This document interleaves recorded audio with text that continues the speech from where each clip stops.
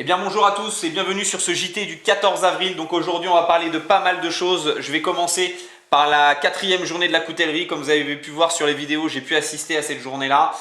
C'était mon premier salon, donc je vais vous donner mon impression. Donc l'avantage de ce salon là, j'ai pas encore fait les plus grands, donc je vous en parlerai après au niveau des comparaisons, mais c'est vrai que l'avantage de ce type de salon, il y a très peu d'exposants et on est assez proche des couteaux et de l'artisan, donc ce qui permet d'échanger beaucoup plus facilement et vraiment là ça devient intéressant. Donc moi j'ai eu quelques contacts très intéressants à suivre et ça m'a permis en plus de retrouver sur place des gens que je connaissais déjà un petit peu, comme Elsa Fantino. Je vous avais déjà présenté son travail, donc un boulot monstre, un boulot de fou, un travail de forge énorme sur des petites pièces, sur des petits couteaux, je dirais à la fois tactiques, élégants, agressifs. Il y a un mélange de tout ça. Elle m'a montré une de ses pièces que je vous avais présentée également sur sa présentation. C'était le petit dézingueur. Le petit dézingueur, c'est un tout petit couteau qui est très très élégant. Qui peut être redoutable dans certaines mains et l'avantage c'est que le manche est travaillé de façon à être vraiment élégant et beau, tout simplement un bel accessoire. De l'extérieur, quand la lame est rangée, quand vous voyez que le manche, on s'approche pas loin de la joaillerie. C'est vraiment quelque chose de très très beau et très bien fini. Donc vraiment intéressant le boulot d'Elsa. Bien sûr à côté la table de Fred Perrin, donc Fred Perrin le grand classique, hein, pour ceux qui ont l'habitude des salons et l'habitude de le croiser, je vous en parlerai pas plus. Toujours des couteaux agressifs, tactiques, bien conçus et avec une multitude d'autres couteaux et autres accessoires, même travaillés en pièces uniques, parce que Fred travaille sur plein de supports différents, donc un boulot monstre. Et toujours aussi agréable et toujours je dirais un coin de stand très, très apprécié et vraiment sympa à croiser. Donc après sur place j'ai pu faire la connaissance de pas mal de gens. J'ai retrouvé Jeff Tenier également, le créateur de Tactical STI, le fameux un peu couteau gun. Donc une rencontre très très sympa, quelqu'un avec qui j'étais en contact très souvent mais que j'ai jamais eu l'occasion de rencontrer physiquement. Et donc là vraiment une rencontre très sympa. J'ai rencontré également par l'intermédiaire d'Isidore, le patron d'Armes Bastille, Pierre Super. Donc un mec vraiment génial. Je vous ai présenté un peu sa table. Il y avait plein d'accessoires, principalement des couteaux, mais également des accessoires pour la défense. Je vous ai ramené ce petit produit, une de ses créations. Donc Max Knife, c'est une marque déposée par Pierre Super. C'est un nom très connu dans le milieu de la coutellerie. Donc voilà, je vous présente le petit stylo pour la self. Donc avec une pointe et un stylo qui marche très très bien parce que c'est avant tout sa fonction première, mais extrêmement bien conçu, beaucoup plus léger que le Benchmade, contrairement à ce qu'on peut croire. Ça c'est un avantage, donc plus discret, plus facile à porter. Au niveau des zones de frappe, 2 zones d'impact, hein, ici et là. Cette partie-là se dévisse et peut être remplacée par une autre partie qui est livrée avec, un peu plus plate, et vendue aussi, et donnée avec aussi une cartouche supplémentaire. Donc ça c'est l'avantage. Donc ça c'était un des accessoires, un des nombreux accessoires créés par Pierre Super. Donc vraiment une très très bonne rencontre. Je vous parle maintenant aussi d'un artisan que je ne connaissais absolument pas, que j'ai rencontré sur place, et je peux vous dire que quand on passe devant son stand, il n'y a quasiment rien à dire. Il n'y a même rien à dire. Moi on admire le travail, après on aime la ligne, on n'aime pas, c'est soit dans la tendance ou pas trop, mais il n'y a rien à dire sur la qualité du travail et sur le plaisir des yeux. On est sur le stand de Mathieu Petitjean. Si vous regardez la deuxième partie de présentation de la vidéo que je vous ai faite sur la journée de la coutellerie, c'est le dernier stand où on a la musique de Carmina Burana que j'ai mis dessus. On est sur des lignes un peu plus anciennes, des épées un peu celtes et des pures épées magnifiques. Tout est travaillé à la forge, des détails de fou, un boulot monstre. Donc je vous remontre sa carte. Je vous invite à aller voir son site ou éventuellement le contacter et éventuellement d'essayer de voir pour passer voir son travail ou lors des prochains salons de vous rendre sur son stand. C'est un travail monstre, c'est un travail de fou et j'ai vraiment craqué sur ce travail-là et en plus quelqu'un de très très sympa. Donc ça c'est pour la quatrième journée de la coutellerie. J'ai fait plein d'autres rencontres très agréables, des mecs super aussi et je vous en reparlerai sur d'autres revues. Là maintenant on va passer sur ça.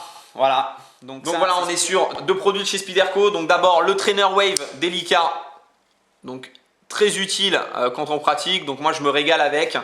J'ai très souvent le délicat sur moi, donc c'est parfait au niveau du gabarit et on a les mêmes sensations que la version d'origine. Donc ça c'est vraiment intéressant. Donc plaquette G10, hein, on a un AUS 8 au niveau de la lame sur cette version et on a un traîneur vraiment agréable et très utile hein, quand on pratique et quand on veut s'amuser à manipuler un peu les choses. Voilà.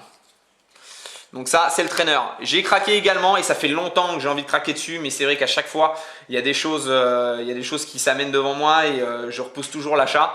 Donc là on est sur l'Assist. L'Assist, je ne vais pas vous faire une présentation énorme. Pourquoi? Parce qu'on a déjà un de nos collègues, Amberjack 2B, qui nous a fait une présentation déjà amplement suffisante et très complète sur le sujet, avec le potentiel de coupe et vraiment pourquoi est conçu ce couteau. Donc moi j'ai craqué dessus, ça faisait un moment et c'est vrai qu'après la vidéo d'Amber, d'ailleurs je le remercie, je me suis dit allez lance-toi parce que sinon tu vas passer toujours à côté et au bout d'un compte un jour il sera plus et donc voilà.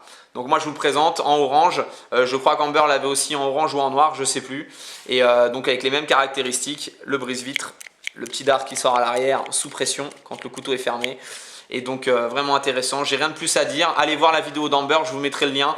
Et vous verrez, on a un couteau et des fonctions qui sont très intéressantes, surtout dans le secours. Voilà. Je vous ai fait une petite revue de présentation avec un petit test de coupe assez fun sur les machettes Tramontina. Je vous ai pas parlé pendant la revue du fait que quand vous achetez la machette, elle est généralement pas trop affûtée. Et là l'avantage, bon là moi je suis équipé pour, donc j'ai pu les affûter bien comme il faut avec un tranchant comme vous pouvez voir qui est plutôt fin et poli pour une meilleure pénétration de manière à ce que la lame glisse bien. Donc sur les deux produits, ça vous donne un petit aperçu. Je vous ai fait des tests sur les bouteilles, mais comme vous pouvez voir là, vous allez voir avec la feuille, voilà, on a quelque chose qui glisse tout seul. On a des machettes extrêmement fines, redoutables, que ce soit sur le modèle, le petit modèle comme le gros. Hein, là on était sur le petit modèle. Là je prends la grosse machette. Voilà. On se régale, on a des vrais scalpels, donc ça résiste à très peu de choses. Voilà. Donc les Tramontina, je continue à dire, hein, le top du top de la machette. Je vais vous parler du Red, enfin Red, le magazine Red. À la fin, il y a quelques temps, je vous avais fait les revues d'Emmanuel Amoro, le monsieur qui s'amuse, l'artisan qui s'amuse à travailler le Kydex et la paracorde sous toute forme et sur tout support, un travail de fou et des finitions vraiment agréables. On en parle dans Red sur le mois d'avril. L'article est là. Voilà, je le mets vraiment en gros. Donc vraiment un article très intéressant. Là bien sûr il n'y a pas tout ce que peut faire Emmanuel, mais c'est vrai que là-dessus on a déjà une idée du boulot et surtout que ça commence à s'étendre.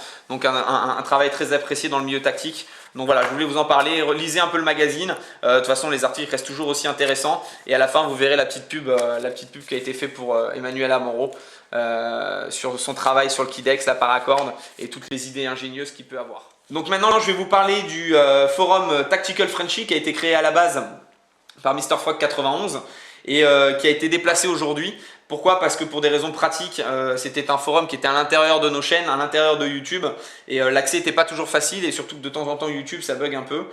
Donc Monsieur From London a décidé sous un autre support de nous le proposer sous forme de vrai forum et donc en accord bien sûr avec Mr. Frog 91, le forum s'est ouvert et aujourd'hui est accessible à tous, donc à toute la team qui était sur YouTube. Bah, je vous invite à bien sûr à aller sur la Tactical Frenchy et tous les nouveaux, je vous invite également à vous joindre à nous. Donc c'est un forum sur lequel on va parler des couteaux, on va parler de la survie, on va parler des armes à feu, la même ambiance, exactement la même ambiance, copier-coller, toujours dans la bonne humeur et surtout un maximum d'échanges. Si on peut aider, on aide et puis tout le monde est là pour se tendre la main, je dirais, quelque part dans ce milieu-là et échanger. Voilà. Donc merci à Monsieur From London et à Mr. Frog 91 pour cette création. Et donc on se retrouve sur le forum pour en parler. On se retrouve bien sûr toujours sur YouTube, un maximum de vidéos, hein, foncez. Et puis voilà. Merci à tous.